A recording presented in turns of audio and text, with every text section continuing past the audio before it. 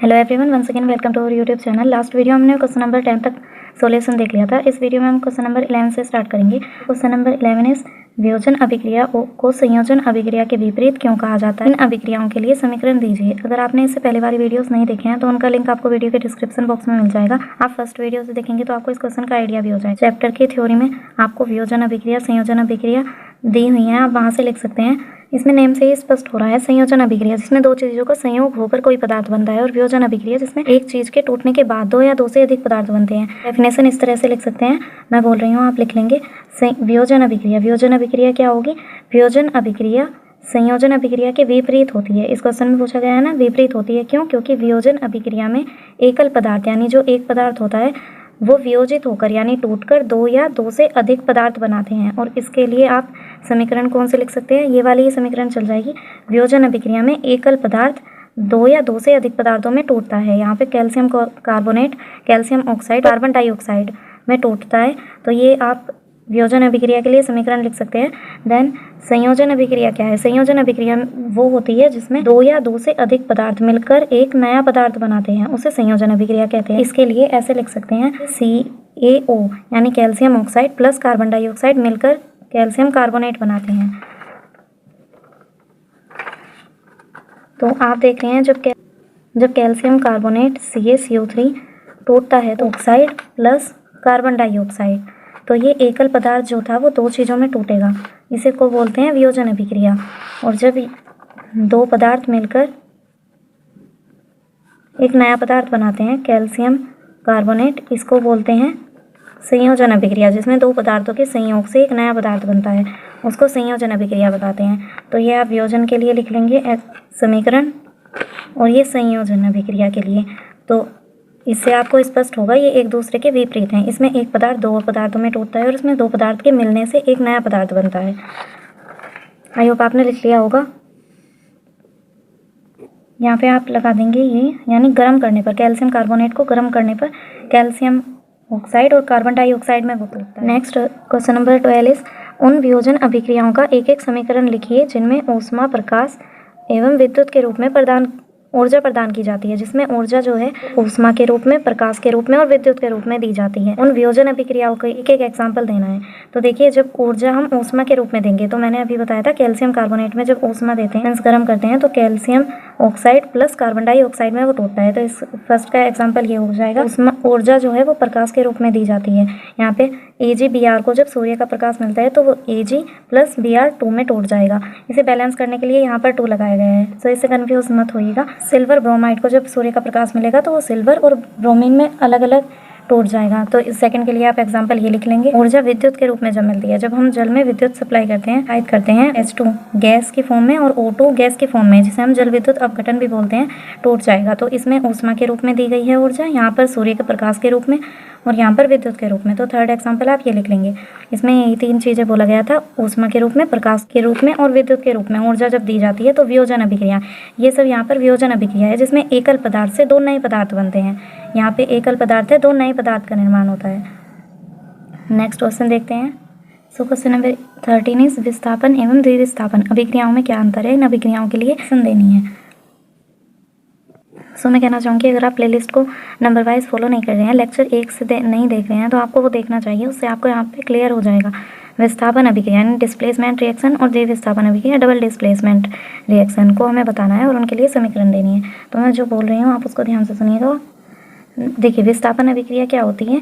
जिस रिएक्शन में जो अधिक क्रियाशील तत्व होता है वो कम क्रियाशील तत्व को उसके यौगिक से विस्थापित कर देता है, वो विस्थापन अभिक्रिया कहलाती है। ऑन द अदर हैंड जो द्विविस्थापन अभिक्रिया है उसमें अभिकारकों के बीच आयनों का आदान प्रदान होता है। देखिए कैसे है, जैसे ये मैं डिस्प्लेसमेंट रिएक्शन के लिए बता रही हूँ। मैं बोल रही हूँ उसे आप साथ के साथ नोट कर लेना। ये मैं पहले इक्वेशन बता रही हूँ आपको, जैसे Zn सॉलिड फॉर्म में है प्लस CuCl2 एक्वस फॉर्म में है, गैस ZnCl2 एक्वस फॉर्म में है प्लस Cu सॉलिड फॉर्म में है। तो इसमें आप देखेंगे जो जिंक है, यहाँ पे आप देखेंगे जो जिंक है वो कॉपर से ज़्यादा अभिक्रियाशील है। तो जो जिंक है वो कॉपर को डिस्प्लेस कर देगा, यानी इसे विस्थापित कर देगा। इसमें एक जो अधिक अभिक्रियाशील तत्व है वो कम अभिक्रियाशील तत्व, जो कि आपने सक्रियता श्रेणी पढ़ी होगी, उसमें जो जिंक है वो कॉपर से अधिक अभिक्रियाशील होता है, तो वो कॉपर को डिस्प्लेस करके उसके जगह खुद ले लेता है, यानी ZnCu के स्थान पर आ गया। CuCl2 से क्या बन गया, ZnCl2, और जो कॉपर है उसे विस्थापित कर दिया। तो ये होती है डिस्प्लेसमेंट रिएक्शन। अब देखते हैं डबल डिस्प्लेसमेंट रिएक्शन।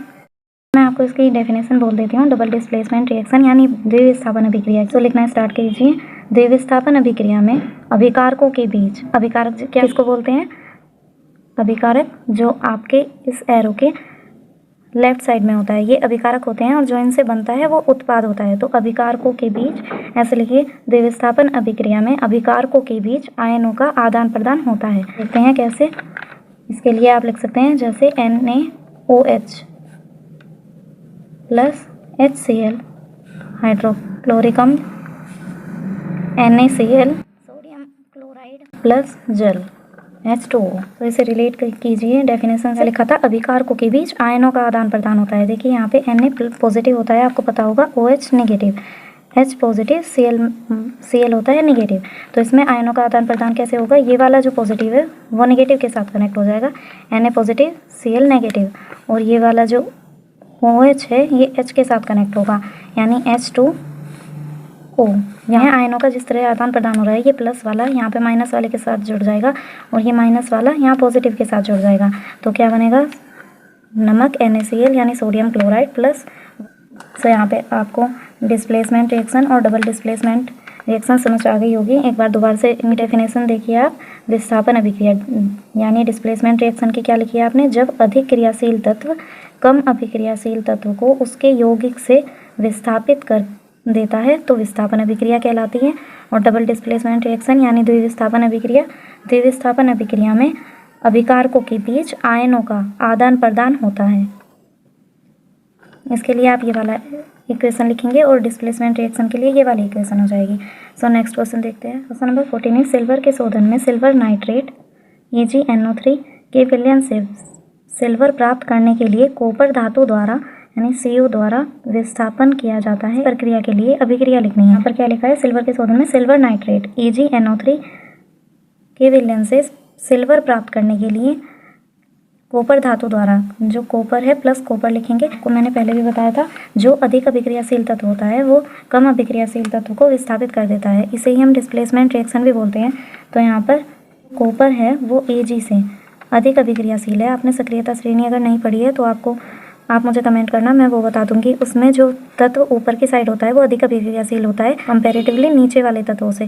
तो कॉपर जो होता है वो Ag से अधिक अभिक्रियाशील होता है, तो वो कॉपर Ag को विस्थापित कर देगा और उसकी जगह खुद ले लेगा। यहाँ पे AgNO3 था, CuNO3 का होल ट्वाइस ये हो जाएगा और Ag को विस्थापित कर देगा, जैसे सेम ऊपर अभी किया भी था। किसमें, डिस्प्लेसमेंट रिएक्शन में। जिंक अधिक अभिक्रियाशील था कॉपर से, इसलिए जिंक ने कॉपर को डिस्प्लेस कर दिया था। यहाँ पर कॉपर Ag को डिस्प्लेस करके उसकी जगह पर खुद आ जाएगा और Ag को विस्थापित कर देगा। तो ये सिल्वर का शोधन है जिसमें कॉपर धातु द्वारा सिल्वर की प्राप्ति हो रही है।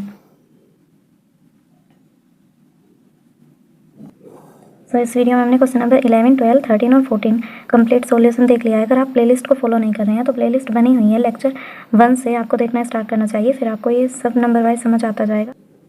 नेक्स्ट वीडियो में हम आगे के क्वेश्चन स्टार्ट करेंगे। कमेंट में शेयर कर दीजिएगा आपको वीडियो में सभी क्वेश्चन समझ आए या नहीं। And if you like this video then please share with your friends और classmates. See you in the next video. Till then bye bye.